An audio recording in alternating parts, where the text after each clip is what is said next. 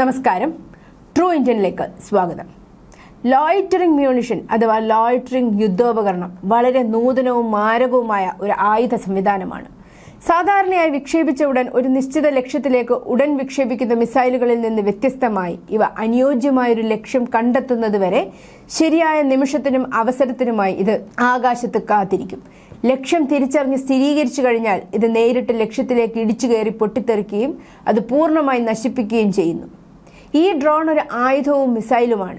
ഇവ മറഞ്ഞിരിക്കുന്നതോ ചലിക്കുന്നതോ ആയ ഭീഷണികൾ കണ്ടെത്തുന്നതിന് ഒരു പറക്കുന്ന ക്യാമറയായി പ്രവർത്തിച്ചുകൊണ്ട് മിനിറ്റുകൾ മുതൽ മണിക്കൂറുകൾ വരെ തലയ്ക്ക് മുകളിലൂടെ ഹോവർ ചെയ്യുക അല്ലെങ്കിൽ വട്ടമിടും. ലക്ഷ്യം വ്യക്തമല്ലെങ്കിലോ ഇടപെടലിന്റെ നിയമങ്ങൾ മാറുകയാണെങ്കിലോ ഇവ ഓപ്പറേറ്റർമാരെ ആക്രമണം ഒഴിവാക്കാനും അനുവദിക്കുന്നു. അവസാന നിമിഷം വരെ ലക്ഷ്യം നിരീക്ഷിക്കാൻ മനുഷ്യ ഓപ്പറേറ്റർമാരെ അനുവദിച്ചുകൊണ്ട് കൊളാട്രൽ നാശനഷ്ടങ്ങളും കുറയ്ക്കുന്നു.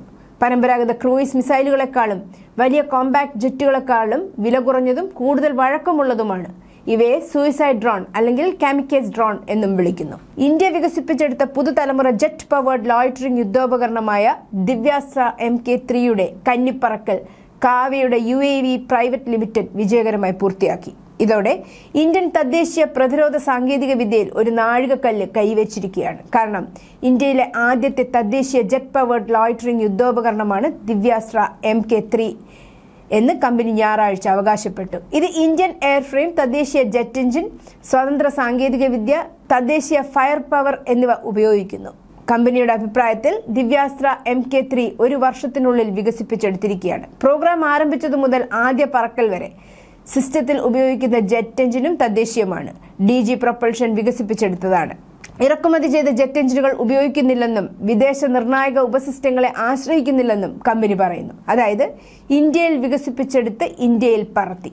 ഇത് വെറുമൊരു പരീക്ഷണ പറക്കൽ മാത്രമായിരുന്നില്ല, മറിച്ച് ഇന്ത്യയുടെ സാങ്കേതിക ശേഷിയുടെയും സ്വാശ്രയത്വത്തിന്റെയും പ്രകടനമാണെന്ന് കാവ UAV പ്രൈവറ്റ് ലിമിറ്റഡിന്റെ സഹസ്ഥാപകൻ പറഞ്ഞു.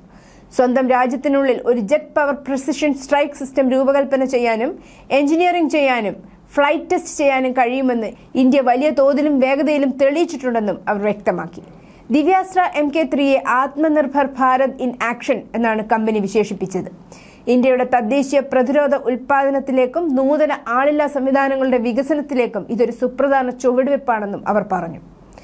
ആകാശം മാറി എന്ന സന്ദേശത്തോടെയാണ് ദിവ്യാസ്ത്ര MK3യുടെ ആദ്യ പറക്കൽ അവതരിപ്പിക്കപ്പെട്ടത്. ദിവ്യാസ്ത്ര MK3 നിർമ്മിച്ചിരിക്കുന്നത് ഹോവറിന്റെ മുൻകാല ദിവ്യാസ്ത്ര MK1 ലോയിറ്ററിംഗ് യുദ്ധോപകരണത്തിലാണ്. 500 കിലോമീറ്റർ ദൂരപരിധിയും 5 മണിക്കൂർ പ്രതിരോധ ശേഷിയുമുള്ള ഒരു പ്രൊപ്പല്ലർ ഡ്രിവൺ ഡിസൈനാണ് ഇതിൽ ഉൾപ്പെടുത്തിയിട്ടുള്ളത്.